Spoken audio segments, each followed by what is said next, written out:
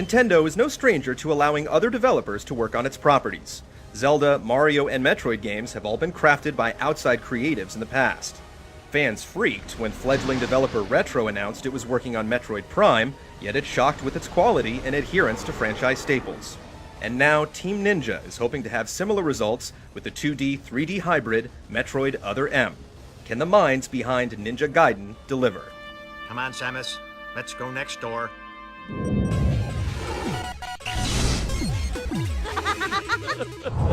I laid Mother Brain to waste, and the explosion that followed destroyed planet Zebes, along with the remains of Mother Brain, the space pirates, and my long-standing nemesis, Ridley.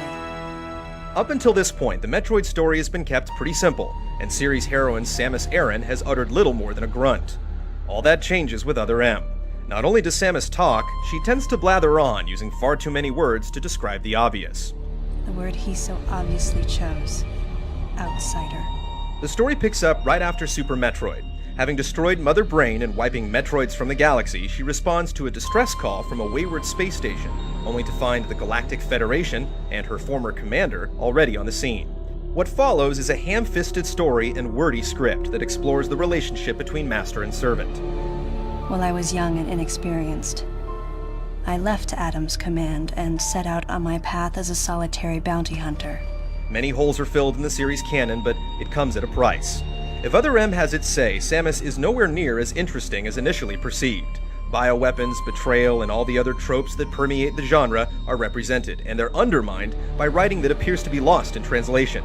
It touched me on some level that Adam would acknowledge that past by calling me something delicate, like lady. At least the plot twists aren't obvious, and fans will lap up each one of the lavishly produced CG sequences.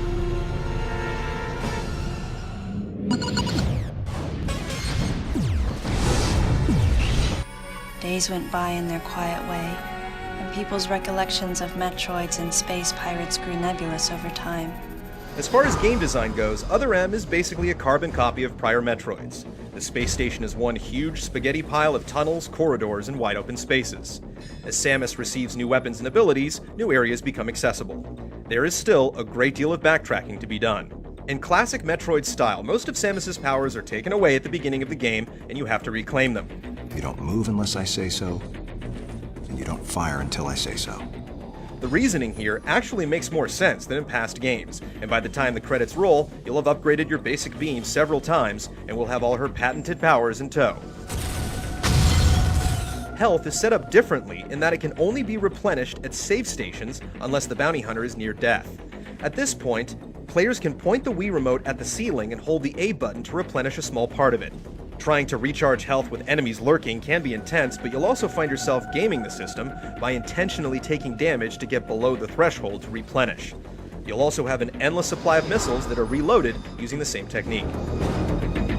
The campaign is not especially long and falls well short of the Prime games. Most will finish in well under 10 hours, and the theater and gallery options that unlock upon completion don't provide a lot of incentive to return.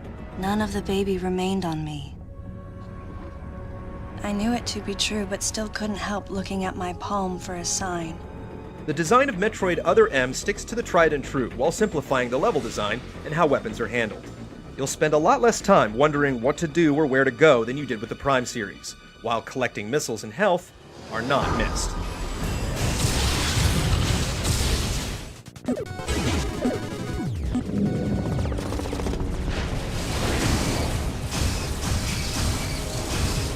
Metroid Prime shocked with its first-person adventure gameplay, and Other M has a similar take on perspectives. Using just one Wii Remote, you have the option to go into first-person view at any time simply by pointing the remote at the screen. Otherwise, you play the game with the remote sideways. The transition from side-scrolling to the in-helmet view is as smooth as butter, but you can't move when looking through Samus's eyes. It makes the perspective practically unplayable in heavy combat situations, and basically relegates it to long-range room clearing and examining the environment. Scanning and logging what you see has been completely removed, but there are still plenty of hidden passageways to find missile, health, and recharge upgrades that you simply won't see unless you go into first person. There are also some sections of the game where you're forced into the view and aren't allowed to move on until you discover some investigative clue in the environment. It makes sense in theory, but it slows things down. Other M would be a better game without them. My response was to become increasingly bitter. With just one Wii Remote and limited buttons to work with, it only makes sense that things are simplified. The gameplay really hasn't suffered much for it. Things primarily go down on a 2D plane, which is a good thing because the only control you have for movement is the D-pad. It works great when going sideways or into the screen, but when you need to actually judge depth on some jumps or make fine adjustments, the lack of precision becomes a problem. Exactly where you can jump can also be confusing, thanks to a ton of invisible walls. That aside, the controls work great. Jump response is on point, first-person aiming is smooth and quick, and the game does an incredible job of dynamically shifting the camera to show you exactly what you need to see. This, in conjunction with the first-person option, ensures that you never feel the need to manually adjust it. Coming from the team that makes Ninja Gaiden, this is a big deal. Puzzles are few and far between, with most of the head-scratching coming in the form of trying to figure out where to go and how to get there. For longtime Metroid fans, the difficulty curve is just about perfect.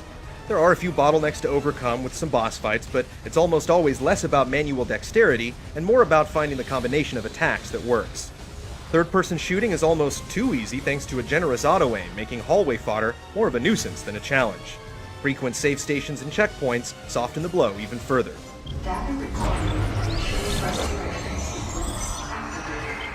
While Samus is tackling this mission along with a group of Galactic Federation soldiers, this is not a squad-based game. You rarely fight alongside them, leaving Samus to handle most of the heavy lifting. Ironically, being able to see Samus for most of the game goes a long way towards putting you behind the visor. Leave the rest to me. Metroid Other M's gameplay is a nice compromise between satisfying fans and opening up the series to a wider audience. The simplifications don't sacrifice much. The Morph Ball and her ship definitely take a back seat here, but it's to the benefit of the action.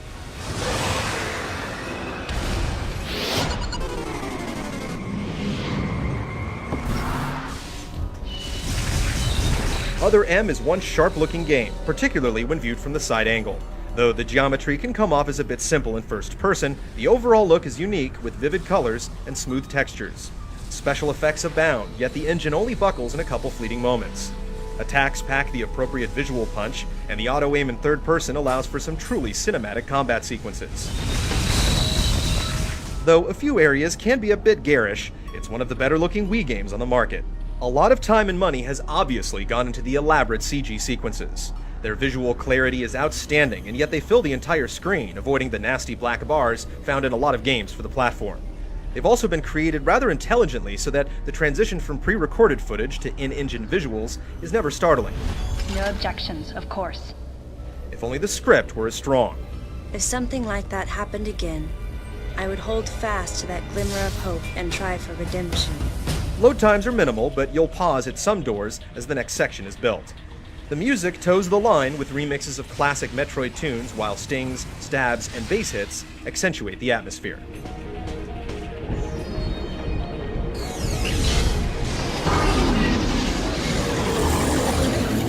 Metroid Other M is a successful experiment in shifting perspectives and reimagining how an old franchise can play.